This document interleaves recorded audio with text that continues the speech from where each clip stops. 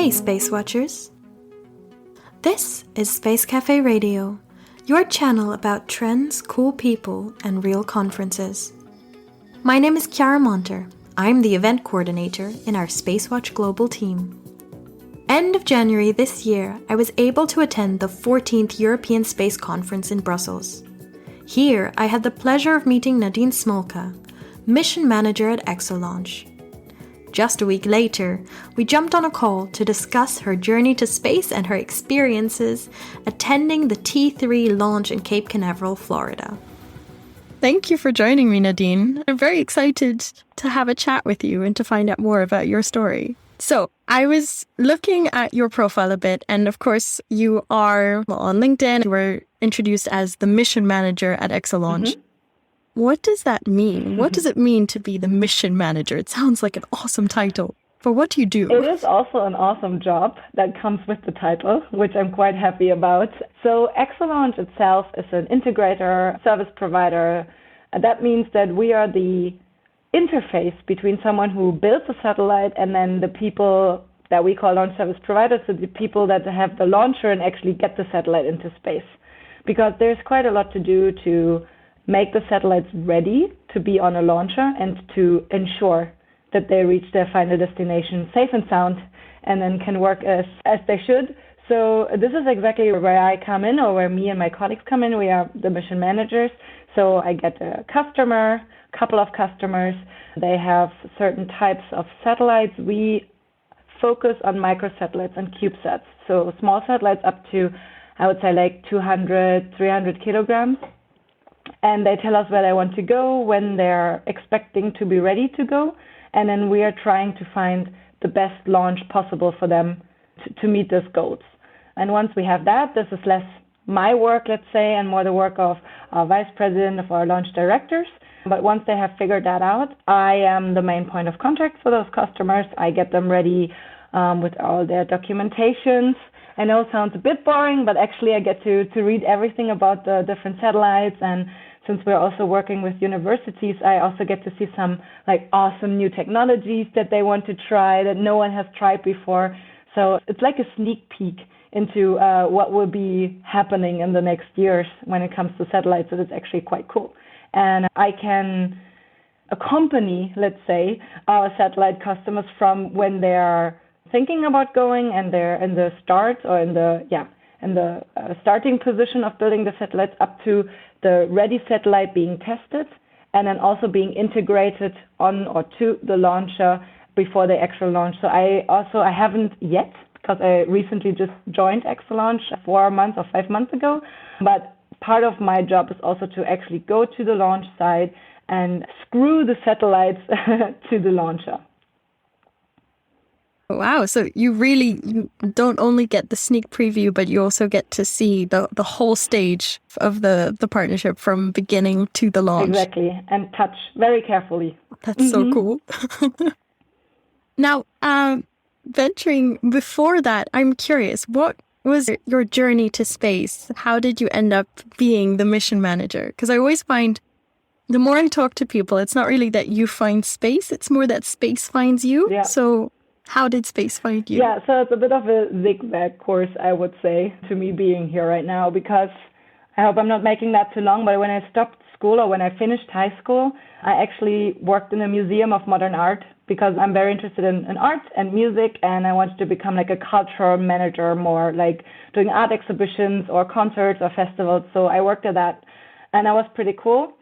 That was at Deichtorhallen in Hamburg, Germany. And our last exhibition that I happened to be involved in very much was a huge hanging structure, and we needed support from an engineering team actually to figure out like if the building would hold and what kinds of bolts we need, all this mechanical stuff. And my boss at that time, she saw that I was very like interested in all the mechanical stuff and all the engineering stuff, and she said, culture is such a hard field to work in. I admire you that you want to do that, but I see you are having a lot of fun with like physics and math. Maybe, consider something else.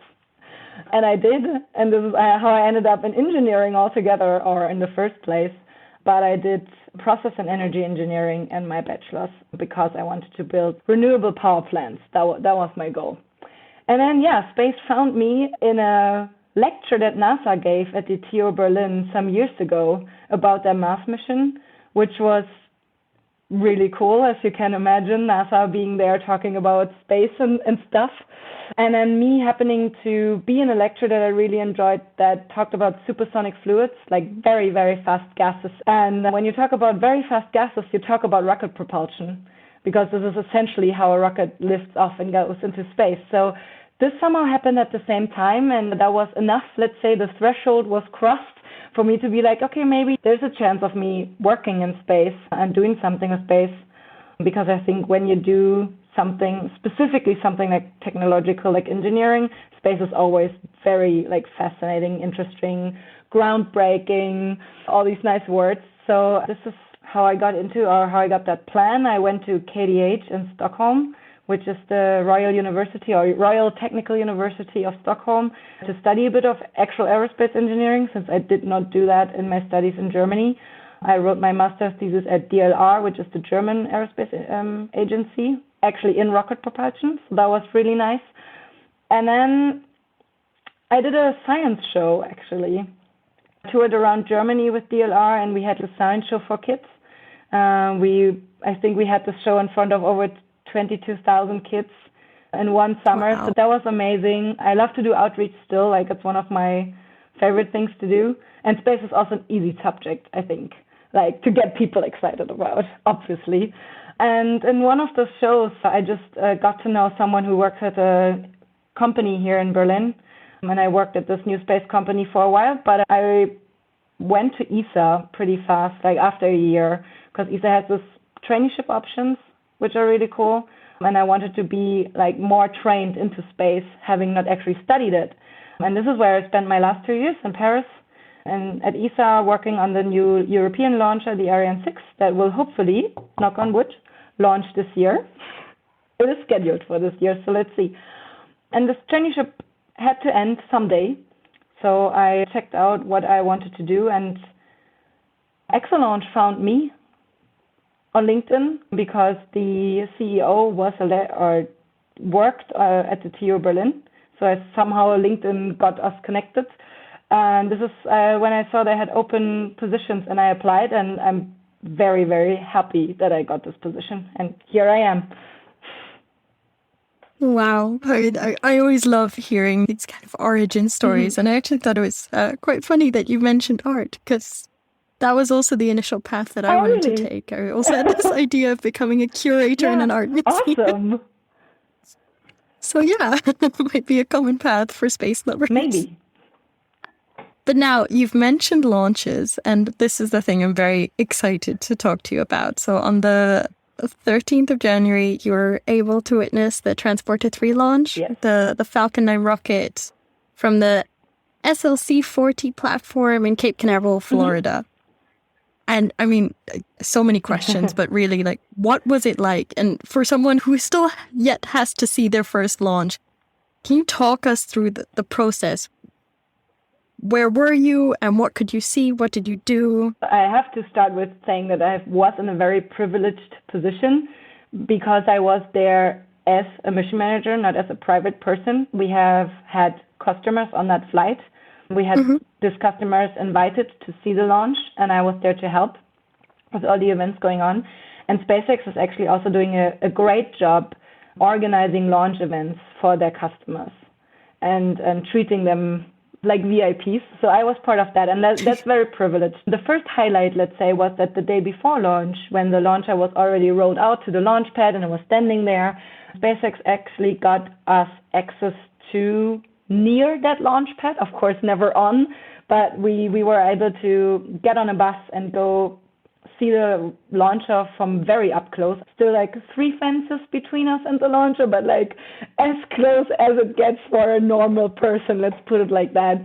And that was really cool to see, a launcher up close. And I don't know if you know, I certainly didn't. I learned at that occasion by the booster, the first stage that was used, it was actually its 10th time to be reused or to fly. So the 9th time to be reused, I believe. Wow. And it's not as nice and shiny and white anymore as you see on the pictures, but it tells a story. And then as a special treat after that, we also visited the landing pad where this booster would land, because it was a very special land landing. Usually they land on the ship and then you don't get to see the booster for a few days until it arrives at the Cape. But we were very lucky that the booster would be landing on land, and we went there. And it was the funniest thing because it's literally just a concrete cycle in the middle of nowhere. And everyone was super excited, like being all space nerds there, everyone was touching the ground and being like, wow, although there was like, looking from outside, there was nothing to see. It was just a huge concrete pad, but still very cool. And then on the day of the launch, it was a morning launch, but not too early, which was a nice combination. I did not go to the VIP launch viewing. That was reserved for our customers, which is fine, because I found this great spot that you can Google. It's called Jetty Park. It's on the south, right before the Air Force Base starts. So it's publicly available. It's on the beach, and you have a nice pier going out to the water. So standing on that pier, you have a good view on the Air Force premises. But it's still several kilometers away from the launch pad, right? It's as close as you can get, but like still several kilometers away. And it was full of people. Half of them were only there for fishing, but the other half was actually there to see the launch. It was also my first launch, so I was super excited. I did not bring a good camera, which I regret. I just had my phone. But I also decided I didn't want to look through my screen the whole time to see my first launch. So I put it on video mode, and then I just didn't look at it, and I just hoped I would capture something. And then I had this family next to me that actually had data, so they were showing me the live stream because I was just standing there. I don't know, maybe sometimes launches get scrubbed the last second, right? So I was, let's just see what happens. And they shared the countdown. Everything worked fine. It took maybe a second before we could actually see the launcher rise up above the small hills. It was very loud.